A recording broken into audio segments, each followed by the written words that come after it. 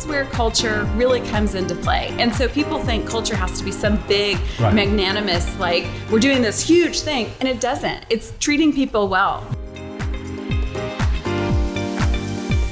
The Golding Group Strategic Growth Podcast, formerly known as the Neo Marketing Podcast, offers real-world advice, expert analysis, and smart success strategies for entrepreneurs, investors, decision makers, and business leaders.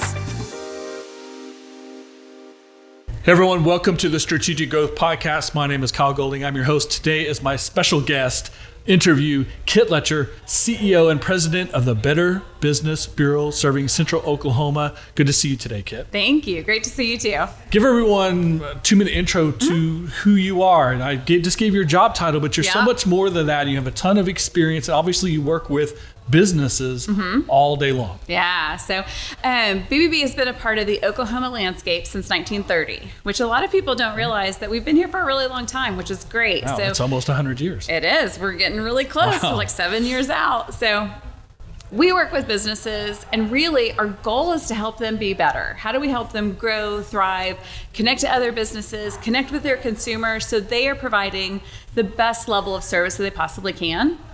Most of our business owners are like a 1 to 10 employee size organization. So those owners are wearing every single hat. They're trying to do all the things. So how do we as BBB really help them do that well and provide them with the resources? So if they needed to outsource like their finances or accounting or operations or just customer service, those things that they're figuring out how to do that really best serves their business and their customers. And let consumers know reputable, best practices type businesses who are trying to play things by the book. Absolutely. And so really at the heart of it, like we accredit businesses who are doing things the right way. Right. And so when you are using a business that is accredited, they've got our BBB logo on their website or their truck or business cards, however they're using it, you know they've been vetted by our organization.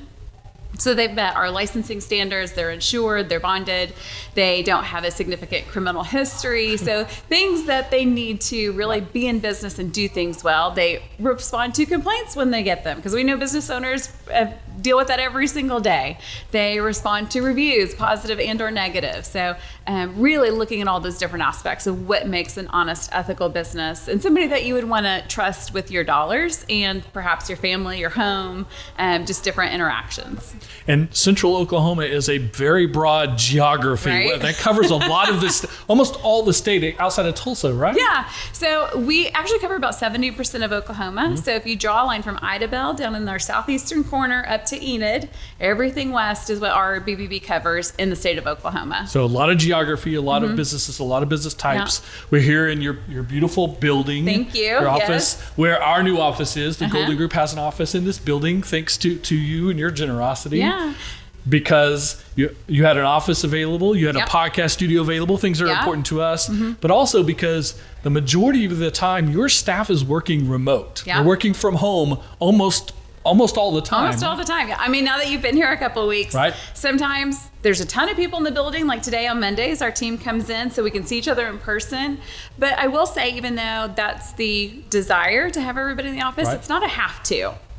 Because people still have lives and things happening. So if somebody calls and says, hey, I can't be in on the staff meeting today or my team meeting in person, I'm going to dial in and do that remotely because I've got a kiddo home sick, or I've got to go to this other meeting, or I've got some appointments that I need to get to, and it really does not fit within my day to be in the office, that's perfectly fine, right? That's the balance of what we really want to create here. So a lot of people are struggling with how to do this, maybe whether it's coming back to the office after COVID or seeing the success that organizations like yours are having working remote, flex schedules, part-time, et cetera. So the other aspect of that conversation too is something that I think you're one of the best leaders at. One of the reasons I like having you on the podcast is your approach to corporate culture. So what's the balance and what's the pros and cons, red flags, et cetera, to holding on to solid corporate culture while actually working the majority of the time remotely? Yeah. So I think there's a couple of different facets that go into this. Number one being what best serves your community, being the people that you work with and the team that you're trying to lead. What serves you the very best? Right. And I will say for us, I've been at BBB since 2013. So that's just over 9 years. And for us, like what started in 13 versus today looks completely different because my team has changed. Certainly. The desires have changed, their family has changed, like all these different circumstances come into play. And so I think you have to take that into account first and foremost. And I think that's important because a lot of business owners look at what other people are doing and think, oh, that's successful for them, I'm going to do that. Right. When that may not be at all what relates to who is working in their business right now. I think you can learn lessons. Even when we talk about terms best practices, right? You think of like what people have traditionally done, but best practices change over time as well. Once people try them and learn from them, but you can see what other people are doing, use it examples, learn from them, but then you always have to adapt it to what it is you're doing because no business it's an apples to oranges comparison, right? Right. And I'll give you a good example. You know, I think there's things that I have said no to in the past because they didn't work for us then, but I kept it in the back of my mind because I know it is something that my team wants, that maybe we can do it in the future. And so a good example would be, you know, we take off at Christmas. The holidays are hard. People are busy. It's hectic anyway. There's a lot going on. And because we serve businesses, most of those business owners are not available for us to help and do things with. So this year, starting December 22nd to January 3rd, our office is going to be closed. I'll be the only one here. I'll be all alone. Luckily, you can get in the building without us.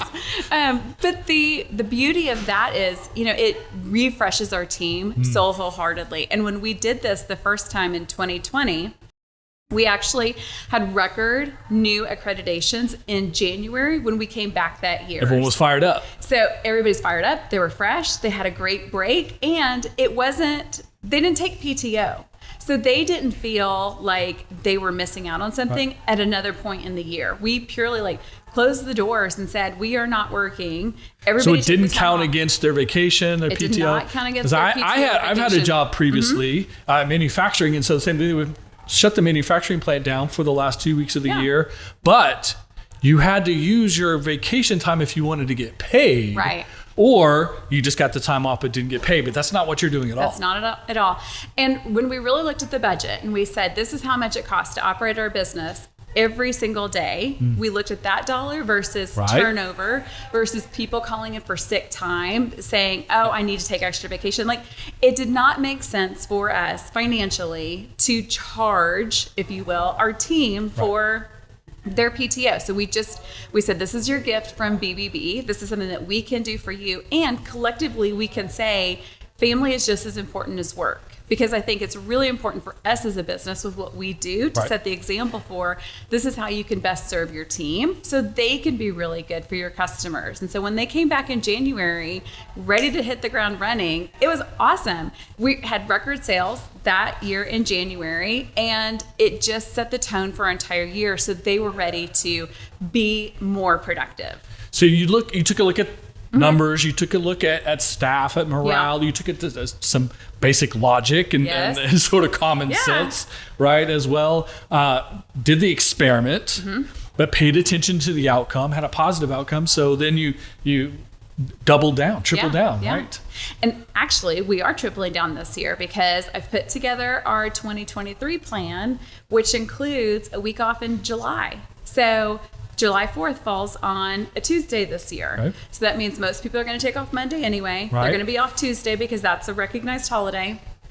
Wednesday, Thursday, Friday, I guarantee you, work is not going to get done. It's not the same as a regular week. It's going to be really, really small amounts of work. Right. And most people are probably going to take that vacation anyway.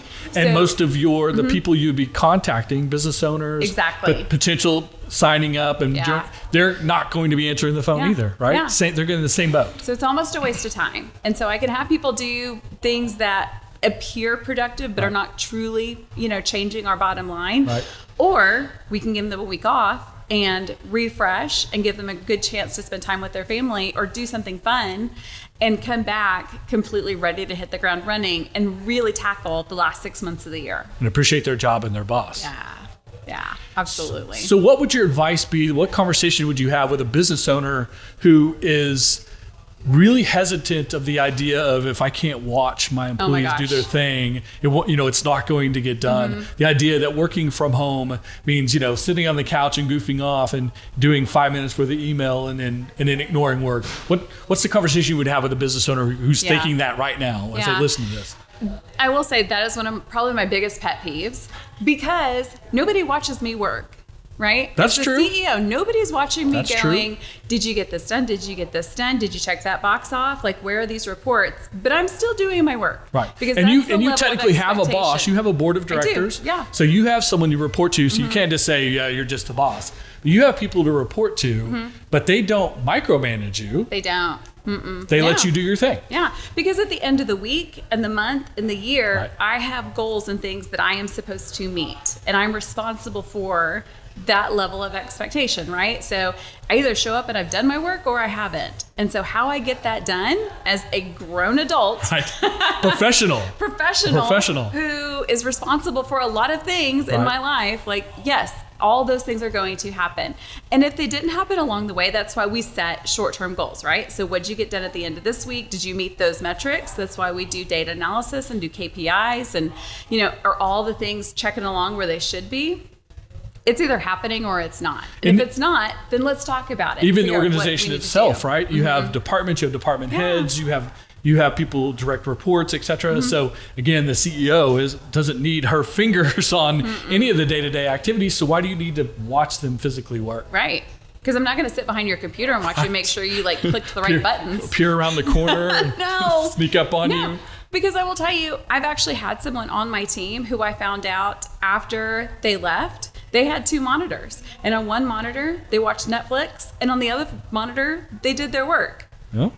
I didn't find out about it until months and months later. But they were really productive. And so if that is how they work well, great. All their metrics were right in line with where they needed to be. I mean, there are so many distractions that happen on a daily basis that we all manage well. And expecting somebody to be so intently, solely focused on their job every single second that they are at work is ridiculous. Yeah. It's not going to happen. It's limiting. It's very limiting. It's very constricting. And I think it puts people in a box that really limits their creativity and an ability to look at a process in a whole and say, okay, how do we do this better? Right. If this is something that takes me 6 hours to do, how do I get it to 3 hours? Because I don't want to work on this for 6 hours. Right. I want to make it as easy and efficient and streamlined as possible. So I think we're really limiting and almost punishing people for doing things better. Right. The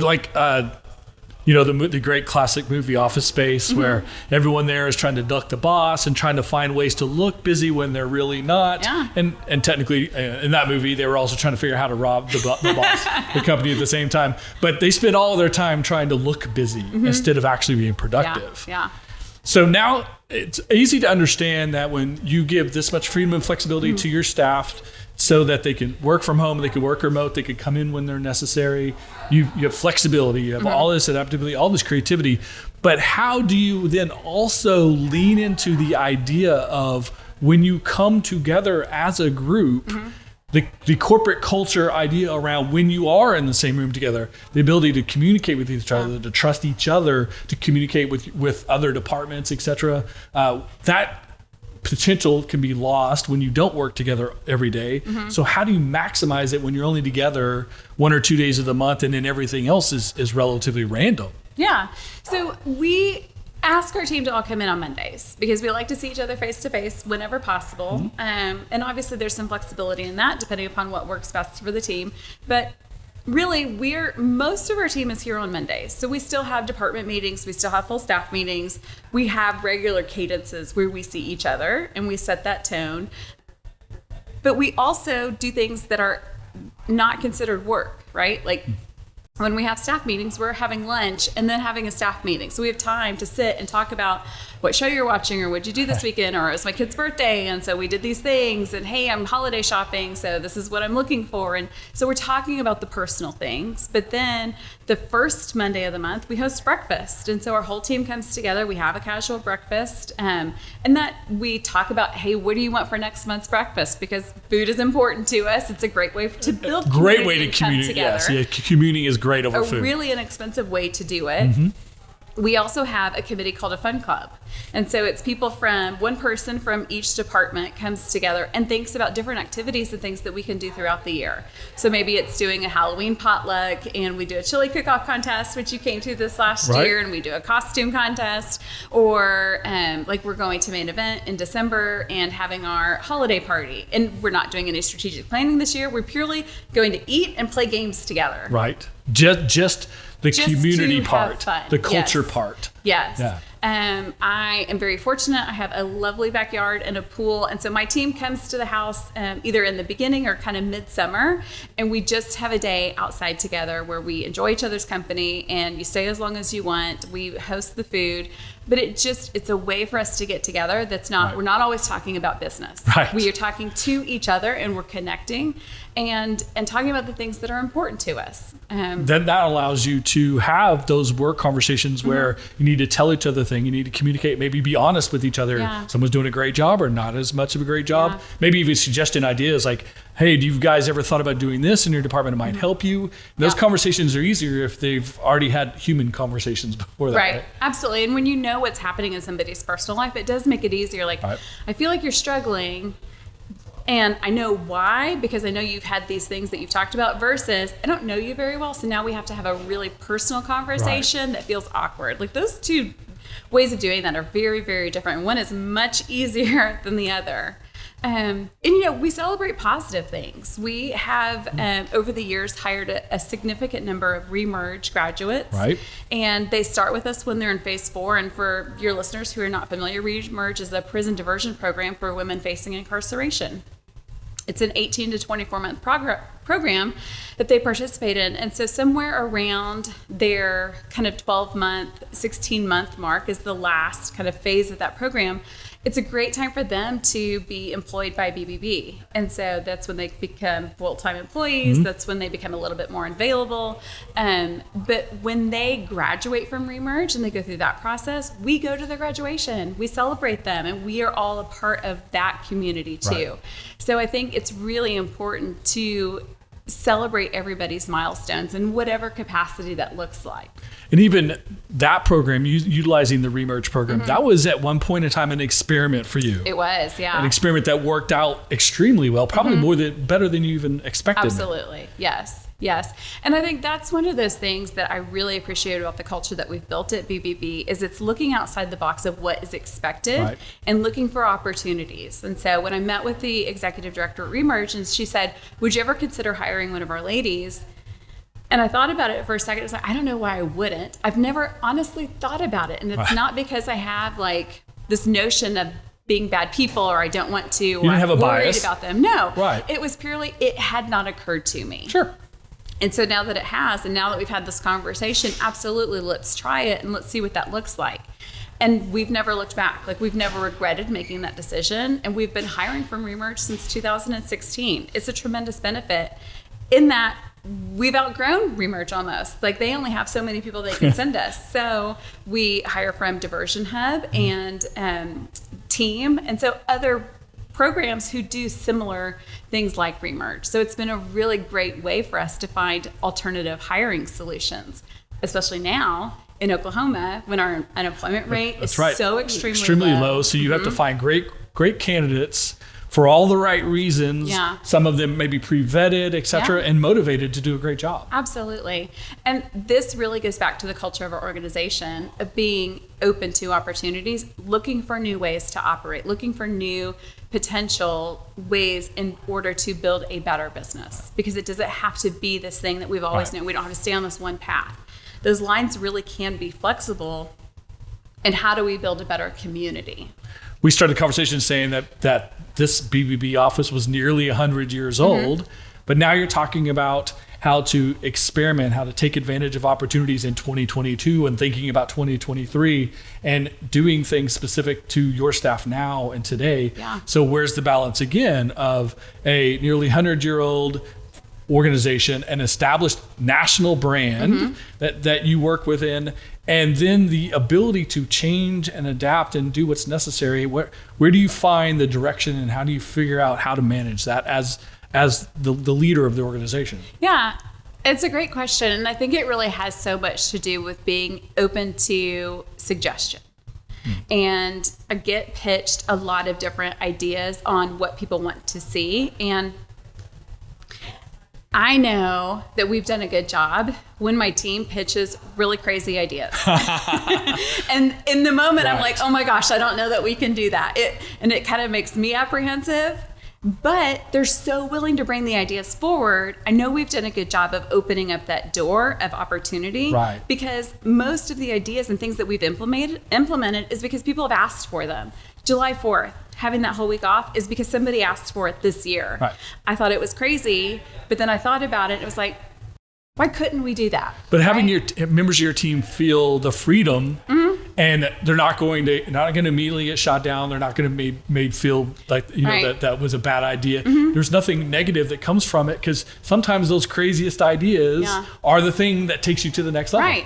And initially it's a no, right? Like, we can't do that this year. But I will at least cook on it and think about it. It gets in the log, right? And it's funny because, one of the hardest things for me in this role is when we hire somebody and we have to work through previous employers. You have to untrain them. We have to untrain them.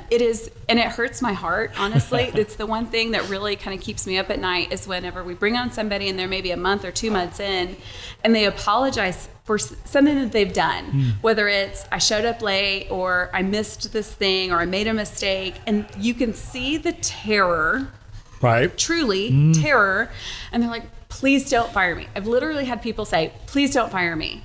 This would have gotten me fired at my last job, and I really need this job, and please don't fire me. I was like, that's not how this works. And so I think as bosses or managers, we have a tendency, and I've seen this firsthand, where people take too much kind of leeway with people's jobs, and they hold it over people's heads. Yes, and it's not which is fair. A horrible leadership style. It's awful. And if everyone out there listening right now, think about this. You've had a boss like that. Did you appreciate it? No. So why would you do it as the boss? Oh, it's awful. And so I know we have fostered an environment where people feel like they can show up as they are and be their most authentic self. And I had somebody call me last week, and it was hilarious because it was like 9:30, and I get this phone call, and this other person on the other end, which is one of my team members, is laughing. And she goes, Kitt, I'm so sorry. I just woke up. I'm totally late. I haven't even started my day yet. Okay. But she knows she's not going to get in trouble, right? The honesty is a better policy there, right? The honesty is better. I was like, okay, are you good? Like, do you need anything? She's like, all no, overslept. I'm going to get started. I just wanted to let you know what happened. I was like, okay, great. Like, we've all done it. Right. It happens. We are human. If it happens 10 times, we might talk. There's a conversation to be had. But the random, occasional, and upfront about it, no problem. No harm, no foul, right? Yeah, exactly. And I think that's where culture really comes into play. And so people think culture has to be some big, magnanimous, like, we're doing this huge thing. And it doesn't. It's treating people well. Yeah. It's accepting them as being human. It's accepting the fact that they have to show up as themselves and be really genuine and authentic in order to do their best work. And so something else you said earlier, listening, everyone pitches you crazy ideas, but you do listen to the crazy ideas, even if they, in your mind, they immediately get put to that probably can't happen. Yes. But it's not an automatic, no, you're listening. That's a really huge aspect of making people feel appreciated at work. Yeah.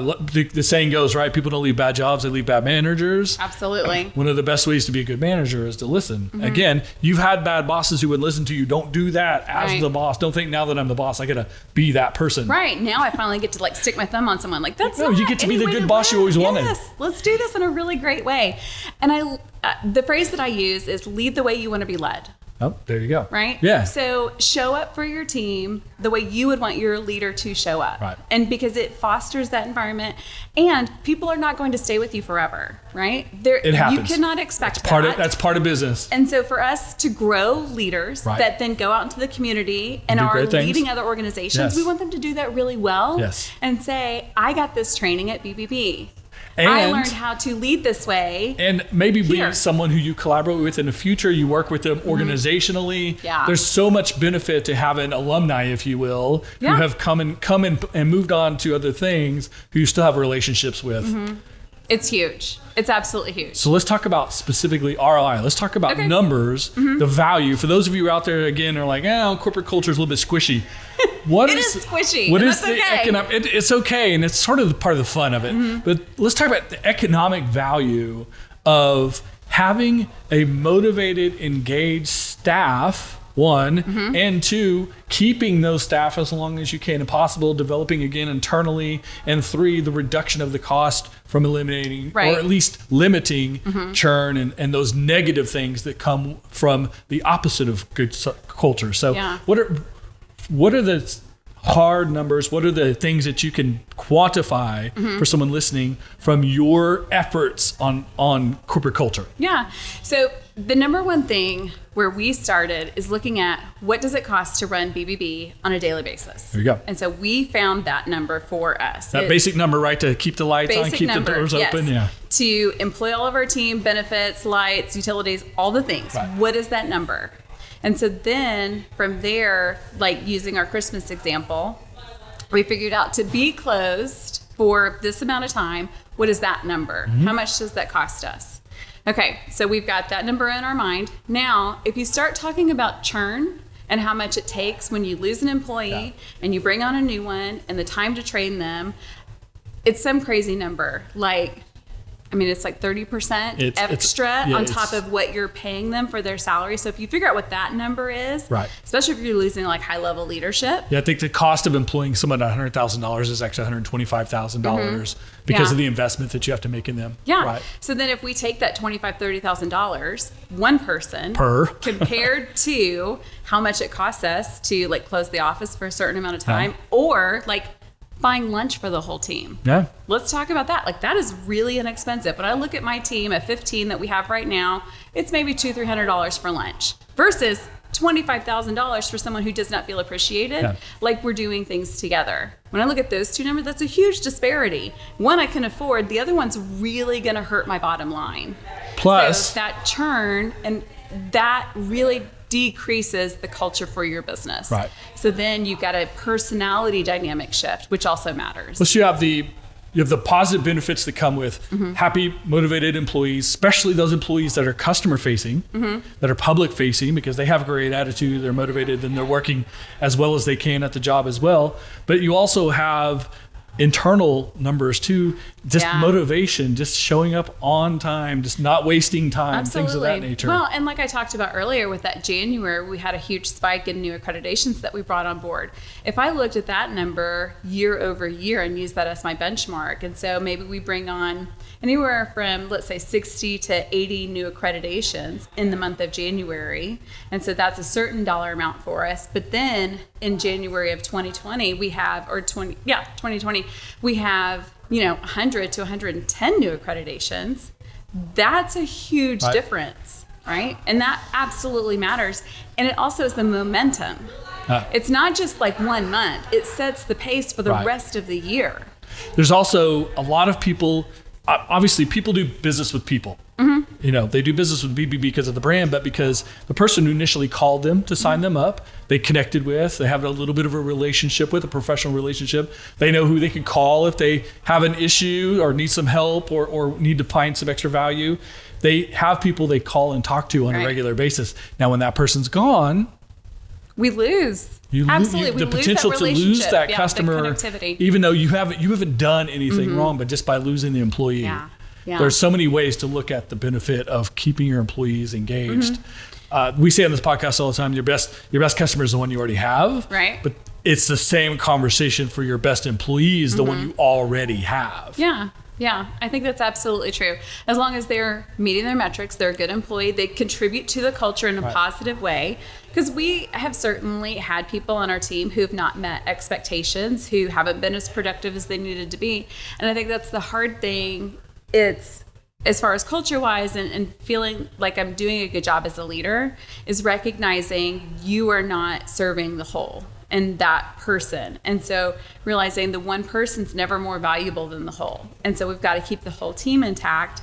And it does sometimes mean making hard decisions. And so I think sometimes we feel like if I'm providing a good culture and I'm being a good boss, it means that I'm really nice and I'm always doing good things. Right. But it also niceness can be confused for weakness sometimes. It can be. Right. And it means I'm also the one who makes the hard decision when somebody's not pulling their weight. What are some red flags you see there where you think to yourself, this individual isn't fitting in productivity and culture-wise? And how's your approach to trying to bring them back to the fold? And at what point do you have to say, maybe there's a separation necessary? Absolutely. So a couple different things, and it really depends on the position within our organization because we do have a lot of different departments. But when they are missing consistently deadlines, when they're making mistakes on things that are bigger than normal because they're obviously not paying attention to detail.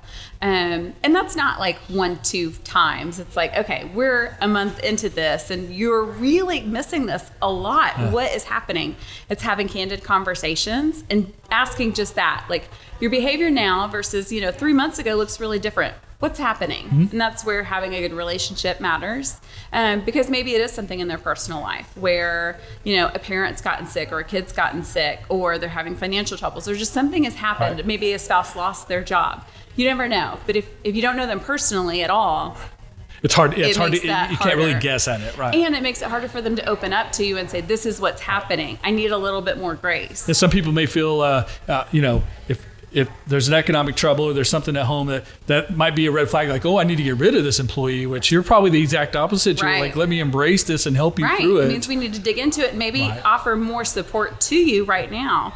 And I say that as someone who's needed more support. Stuart, my husband, was in the military for 21 years. He did 14 deployments during that amount of time, the last one being in 2019, and I had to sit in front of my team and say, he's going to be gone for 3 months, and I'm going to be at my worst in business. I'm not going to be your best CEO. Right.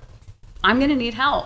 So my leadership team rallied, and they really picked up pieces for me that I missed, and they were consistently watching out for me while he was gone because I really needed to focus on my family because I was distracted for good reason, right? That didn't make me a bad boss or a bad CEO or mean that whenever he got back in town that I wouldn't return to kind of my normal self.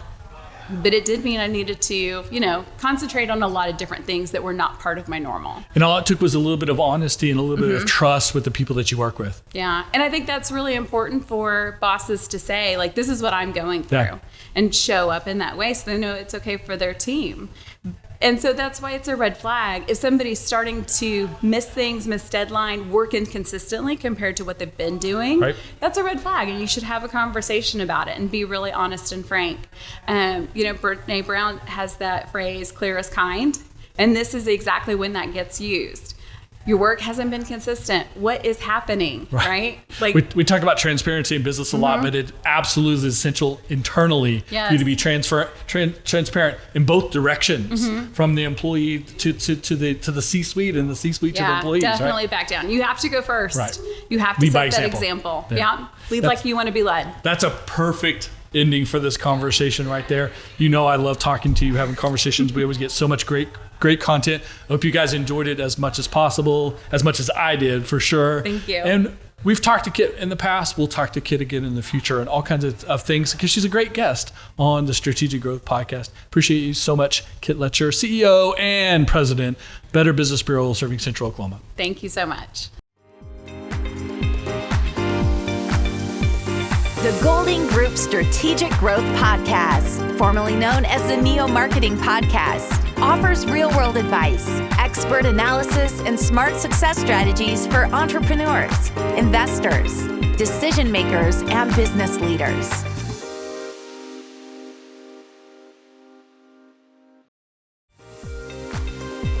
Thanks for listening to the Golding Group Strategic Growth Podcast. Make sure to subscribe so you never miss an episode. Tell a friend, leave a review, and engage with us on social media. To contact us, please visit thegoldinggroup.com.